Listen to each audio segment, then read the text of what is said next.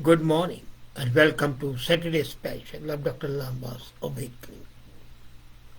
The oldest civilization, of course, is India. There are similarly of the same age, maybe a few thousand years earlier, like Incas, Mestizos, and others. But the contribution of the Indian civilization is unparalleled because of its catholicity, because of its sense of acceptance, because of its sense of considering the whole world as a family. The worldview projected inventiveness, creativity, thought. And what Albert Einstein once said is absolutely correct. He said that the world owes a lot to the Indians who taught us how to count, without which no worthwhile scientific discovery could have been made. But it's not only science, it's philosophy, it's law, it's strategy, it's the creative mind which originated in India. While many know about zero and its connection to India, it remains regrettable that India's contribution across not just many fields, but I could count at least 20 disciplines in which India has contributed, ancient India, not today's, and remains unattributed, at least uncelebrated. Needless to say, the contributions and achievements of India have been varied. And unfortunately, though the people like A.L. Basham, Einstein, Bertrand Russell acknowledged, the endeavor has been to suppress the real information. And honestly speaking, if you talk to me and if you are really aware of the reality, it's impossible to imagine the advent of the modern world without Indian contribution, the concept of the modern mathematics. But these concepts, they say, are modern. Are they really modern? The Vedic mathematics, I was amazed. My wife told me, she did a lot of work on Vedic mathematics, that you could multiply 9 digits with 9 digits in a couple of seconds. And the concepts of the modern mathematics were born in India several centuries ago. For the modern mathematicians, is the Greek Archimedes who put the first known summation of the infinite laws.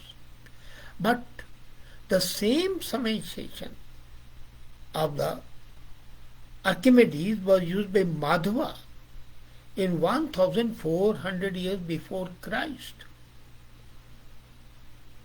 Imagine it, and yet people call Archimedes for the first summation of the infinite series.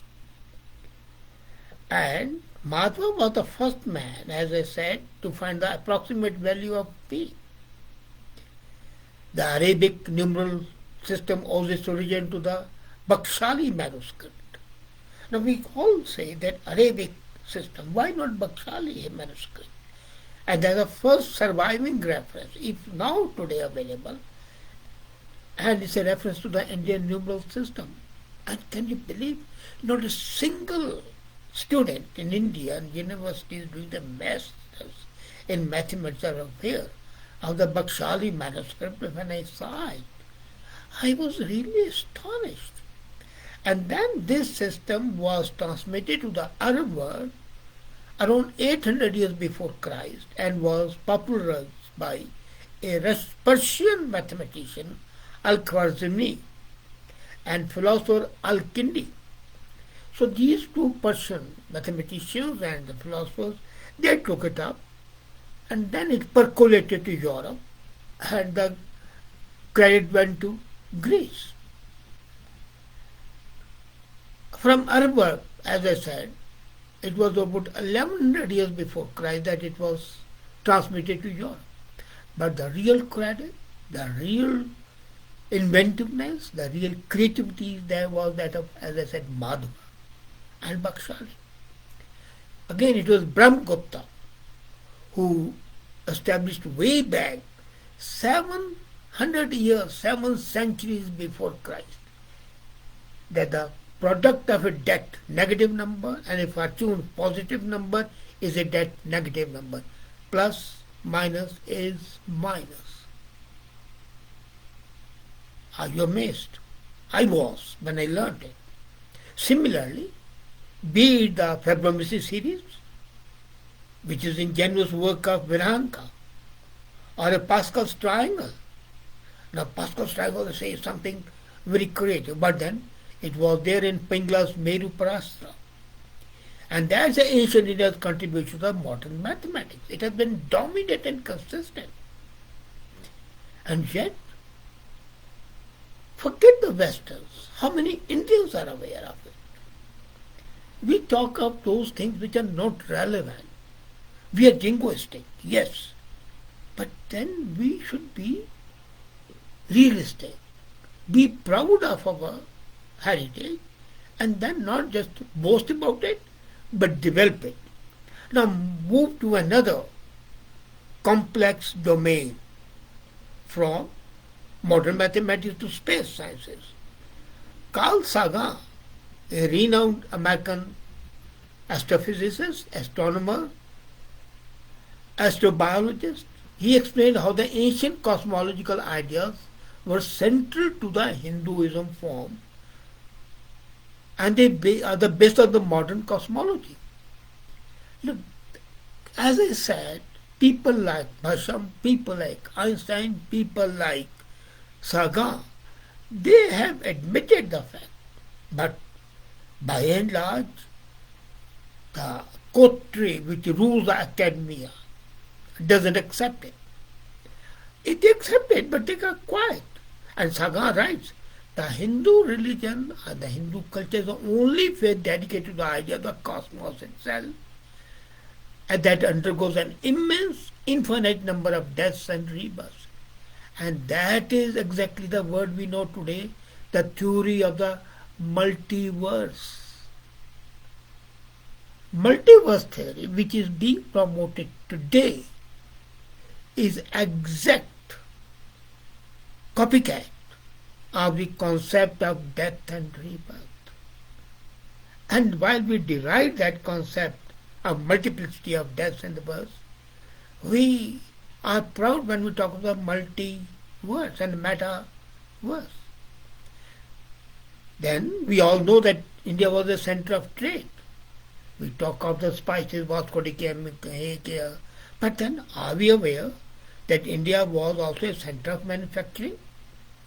Recently, Dhaka muslin, you could pass the whole sari, 6 meters, through the ring. That was a gossamer, Dhaka muslin.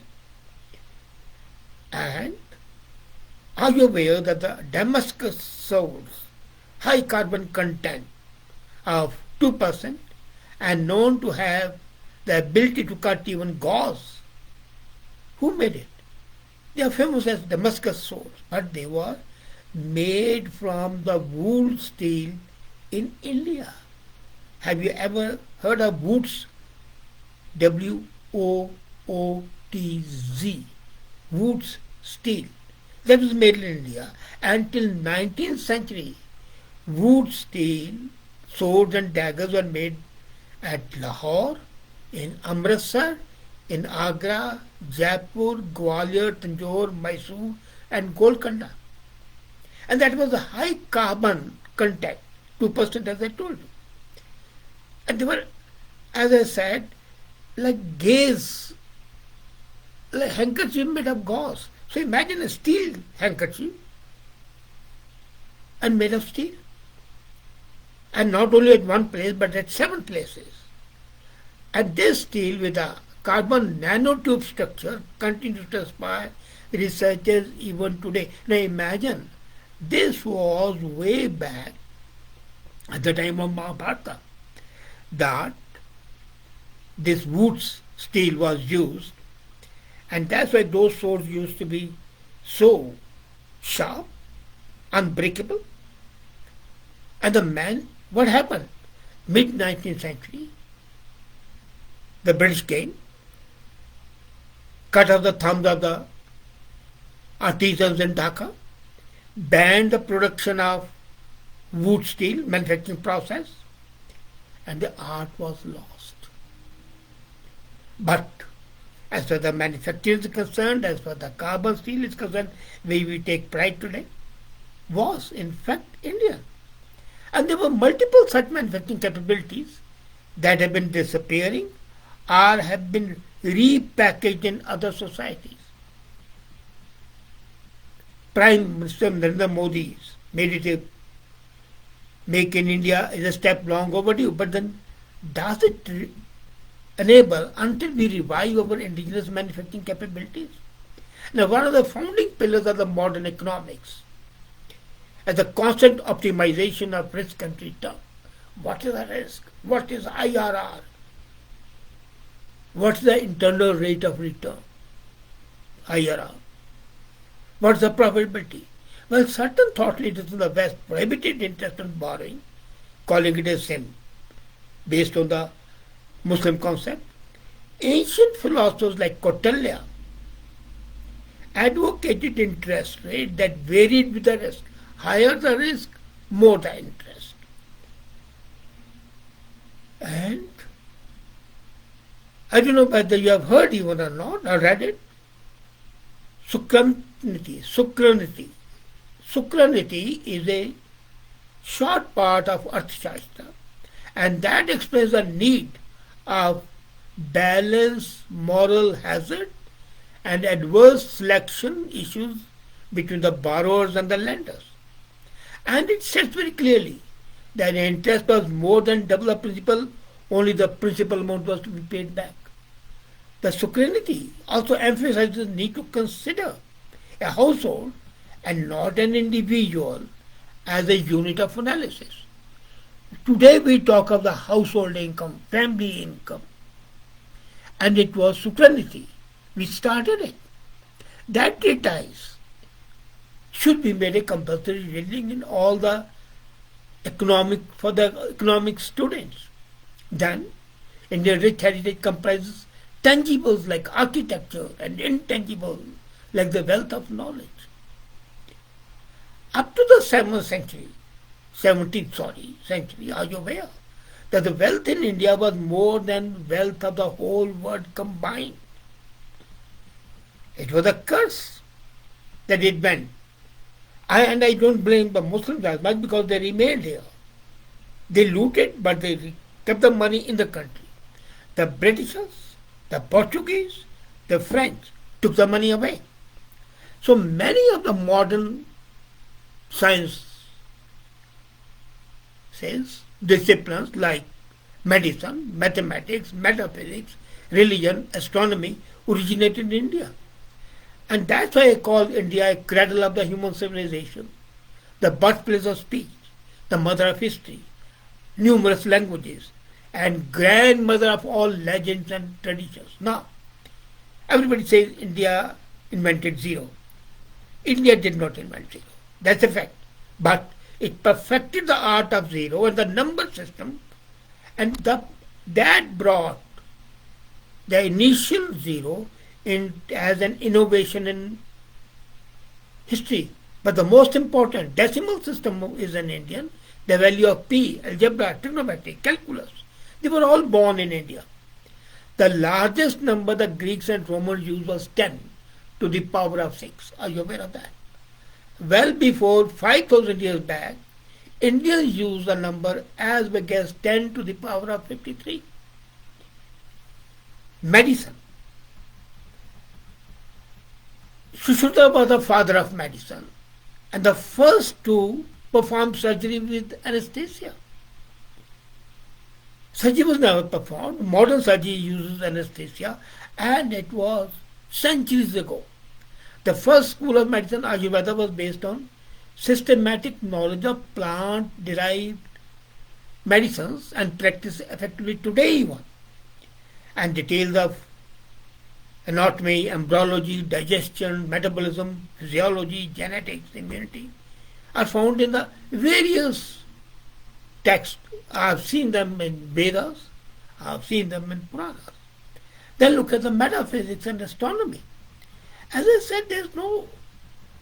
And the Europe's biggest discoveries were made in India 1,000 years earlier, before even Europe existed. For example, people give credit to Isaac Newton for gravity.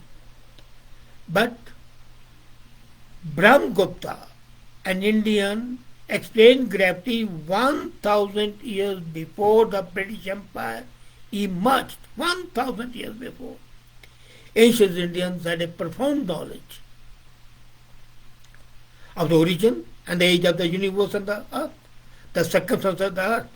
And Bhaskacharya, a mathematician, calculated accurately the time it takes of a planet to orbit the sun. That is 365.258756484 days. 365.258756484 days. And it was well before the Western astronomers, and based on that they considered the concept of the leap year. Then Indian astronomy is the oldest. It was the source from which the Egyptians, the Greeks, the Romans derived their knowledge. The motion of the stars in the tables of Cassini and Mayer, used in the 19th century, do not have a variation of a single minute from the Indian calculations made 4,500 years back. And Indian table gives the same variation of moon as discovered by Tycho Brahe. That was a variation unknown to the school of Alexandria or the Arabs. Then religion. Most of the words religion, Hinduism, Sikhism, Buddhism, Jainism, originated in India. So did the artistic and the philosophical treatises. Almost all religious, philosophical and mathematical theories taught by Pythagoreans were known in India centuries back. Are you aware that the priests of Egypt and sages of Greece drew directly from the Indian sources? Pythagoras went from Samos to the Ganges to learn geometry. But this is the fact which people are not aware. Pythagoras was in Samos. He visited India, came to Ganges, and from the rishis learned geometry. Of course, yoga. And then chess, snakes and ladders, even buttons. First button was manufactured in India. Gymnasiums, playing cards, university, rocket artillery, all had roots in India. As a matter of fact, very interestingly, the first university in the world, Takshila University, was in India, 700 years before Christ. The concept of zero we have discussed. Chess originated in the Gupta Empire 550 years before Christ, and it was known as Chaturai. Indians were the first to use and invent buttons after that, ornamental buttons, and that was 2000 years before Christ. Shampoo was derived from the Hindi word champu and dates back to 1762. It originated in the eastern regions of the Mughal Empire, where it was introduced as a head massage.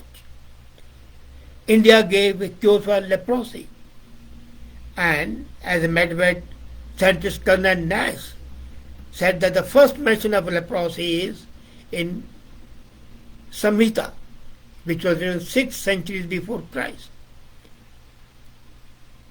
And then Atharvaveda, I don't know if you have read it or not, but Atharvaveda, it was written 1,200 years before Sushruta Samhita, and that refers to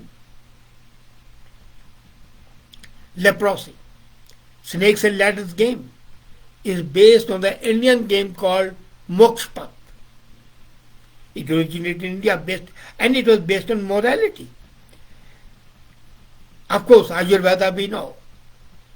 Considering all that, can we really say? Yes, one thing more. Cataract, they say, is the biggest problem. and cataract surgery was first performed in India.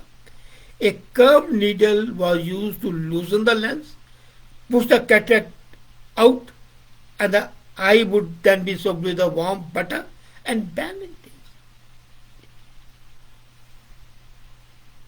I cannot say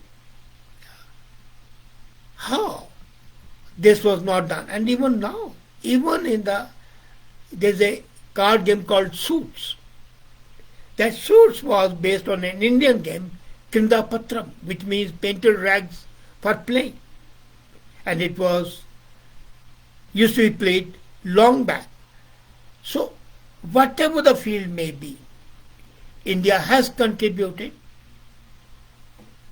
in a way that has revolutionized thought, creativity, scientific knowledge, and not in one discipline, but at least in 20 disciplines which I have counted. There will be many more. Without Indian contribution and the Indian wealth which was siphoned away from India, the world would not have been what it is today. I marvel and I'm proud of this country, of this civilization, of this culture. Thank you.